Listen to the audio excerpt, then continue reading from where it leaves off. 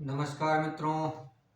मैं विकास वर्धन आज पुनः आप लोगों के समक्ष एक नई कहानी लेकर उपस्थित हुआ हूँ। एक बार की बात है, दो भाई हुआ करते थे। एक भाई राजा था और दूसरा भाई उसके राज्य को हड़पने के प्रयास में था। दोनों में बहुत लड़ाई हुई। आखिरकार जो होता है वही हुआ। एक भाई विजयी हुआ, दूसरा पराजित होकर के राज्य छोड़कर उसे जाना पड़ा। राज्य छोड़कर चला गया। जो भाई हारा हुआ दर दर की ठोकर खा रहा था जंगलों में अपने कुछ विश्वस्त मित्रों के साथ, मंत्री के साथ, कुछ राजनयिकों के साथ अपना जंगल में जीवन व्यतीत कर रहा था, दुख भरा जीवन। और वो लोग इस इंतजार में थे कि कब इस राज्य के ऊपर कोई संकट आए, कब इस राज्य के साथ कुछ ऐसा हो कि हम पुनः आक्रमण करें और इस राज्य को पुनः हासिल करें। कई वर्ष बीते। कई वर्षों के बाद एक बार जो भाई राज्य कर रहा था उससे एक गौ की हत्या हो गई। गलती से एक गौ की हत्या हो गई। जब गौ की हत्या हो गई तो उस राज्य के कर्मकांड पंडितों ने कहा कि अब तो आपको इसके एक निश्चित पूजा विधान के तहत आपको पूजा आयोजित करनी होगी, तभी आप गौ हत्या के पाप से मुक्त हो सकेंगे। वरना आप राजा हैं, आपके पाप से पूरी जनता प्रभावित होगी, सिर्फ आप अकेले नहीं होंगे। राजा को उनकी बात सही लगी। उन्होंने कहा कि ठीक है, आप लोग जो पूजा निर्धारित करेंगे उस पूजा में हम पूरा पूरा सहयोग करेंगे।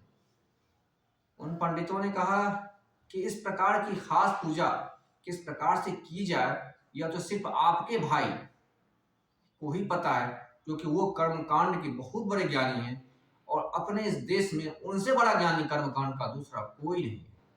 इसलिए किस प्रकार की पूजा पद्धति होनी चाहिए यह आपको आपके भाई से ही पूछनी पड़ेगी। राजा ने कहा ठीक है, मैं अपने भाई से बात करूंगा। राजा अपने गुप्तचरों को आज्ञा दिया, पता लगाओ कि कहाँ पे मेरा भाई रह रहे हैं, मैं उनके पास जाऊंगा। गुप्तचरों ने बताया कि अमुक स्थान पे आपके भाई निवास कर रहे हैं अपने विश्वस्त लोगों के साथ। आप चाहें तो सेना की टुकड़ी ले जाएं साथ में। तो राजा ने कहा नहीं, कोई जरूरत नहीं, मेरा भाई है, मैं उसे जानता हूँ, लड़ाई चाहे कितनी भी हुई हो वह मेरा भाई मेरी हत्या नहीं करेगा। क्योंकि वह ज्ञानी है इसलिए ऐसी गलती वो कर ही नहीं सकता।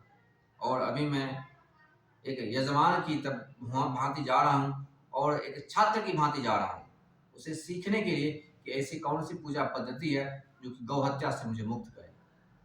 इसलिए कभी भी कोई गुरु अपने पास आए हुए नए शिष्य की हत्या नहीं कर सकता, इसलिए वह मेरी हत्या तो नहीं करेगा, इतना निश्चित है। इस विश्वास के साथ वह राजा पहुंचा अपने भाई के पास। और जो उसके भाई के विश्वस्त थे उन्होंने कहा कि बताइए किनसे मिलना है। उन्होंने बताया कि मुझे मुझे मेरे भाई से मिलना है, मुझसे जाकर कहिए कि उनका भाई मिलने के लिए आया है। जाकर कहा गया। जो उनके पुराने वजीर थे, सेनापति रहा करते थे, उन सब ने कहा कि महाराज यही मौका है, मार डालिए इसे और राज्य पे कब्जा कर लें। बहुत दिनों से न जाने इतने वर्ष हो गए हम लोग जंगल में दर दर की ठोकर खा रहे हैं, एक मौके की तलाश में, और आज मौका खुद हमारे पास चल के आया है। क्यों ना अभी और इसी वक्त हम इसका कत्ल कर दें और राज्य को वापस हासिल कर लें। एक बार को तो वह अपने लोगों की बातों में आकर तलवार निकाला कि चलो ठीक है, हम इसका कत्ल इसी वक्त कर देते हैं। लेकिन फिर सोचा नहीं, यह धर्म नहीं। फिर यह वही बात सोचा जो कि उसके भाई ने सोचा कि अभी यह एक छात्र की भांति हमसे सीखने के लिए आए हैं, इसलिए इस वक्त मैं इनकी हत्या नहीं करूंगा।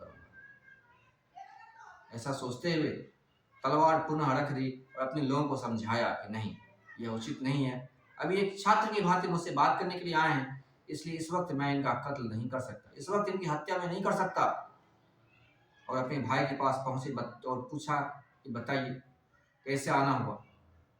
तो उन्होंने बताया कैसे से मुझसे गौ हत्या हो गई है और एक विशेष पूजा पद्धति के तहत ही मैं इससे मुक्त हो सकता हूँ, जिसकी जानकारी सिर्फ आपको है। तो उन्होंने कहा ठीक है, आप आए हैं तो मैं आपको इसकी जानकारी देता हूँ। तो उन्होंने एक विशेष पूजा पद्धति जिसके तहत कि वो उस गौ हत्या के पाप से मुक्त हो सकते थे उन्होंने बताया। और फिर उनके भाई ने कहा कि गुरु दक्षिणा में आप चाहें तो मेरा पूरा राज्य ले लें, मैं अपना पूरा राज्य आपको देने के तैयार हूँ। जिस राज्य के लिए आपने लड़ाई की थी, जिस राज्य के लिए आप इतने दिनों से जंगल में दर दर की ठोकरें खा रहे हैं, मैं इस पाप से मुक्त हो जाऊंगा और ये राज्य मैं आपको दे दूंगा अगर आप गुरु दक्षिणा में लेना चाहें तो। आखिर भाई तो उन्हीं का था, वह भी ज्ञानी था। बोला कि नहीं, गुरु दक्षिणा में मुझे राज्य नहीं चाहिए, गुरु दक्षिणा में मुझे वो ब्रह्म ज्ञान चाहिए जो ब्रह्म ज्ञान की आपके पास है और वह मेरे पास नहीं है। इस प्रकार से जो राजा भाई था उनके पास ब्रह्म ज्ञान था और उसी वक्त उन्होंने शिष्य रूप में स्वीकार किया और ज्ञान के बदले ज्ञान दिया। कर्मकांड का ज्ञान जो उन्होंने दिया उसके बदले उनके भाई ने उन्हें पुनः ब्रह्म ज्ञान दिया, दे करके उन्हें संन्यास में नियुक्त किया और उनके भाई संन्यास को गए। इस प्रकार से कहानियां कहती है, दोनों भाई की ऊंचाई को दर्शाती है कि दोनों भाई कितनी ऊंचाई पे थे, लेकिन एक छोटे से भ्रम के कारण दोनों आपस में लड़ रहे थे। कभी भी किसी दो ज्ञानी व्यक्ति की अगर लड़ाई हो जाए तो ध्यान रखिए, किसी कारणवश वह व्यक्ति कुछ क्षण के लिए भटक गया है, लेकिन जल्दी ही वो दोनों पुनः मित्र हो जाएंगे, क्योंकि आसमान का बादल कितनी देर टिकेगा आसमान में, थोड़ी देर बाद उसे आगे बह ही जाना है और सूर्य पुनः पीछे से प्रकट हो ही जाएगा। आशा करता हूँ मित्रों कहानी पसंद आई होगी। कहानी पसंद आए तो चैनल को सब्सक्राइब करें, लाइक करें और अपने मित्रों के साथ शेयर करें। बहुत बहुत धन्यवाद।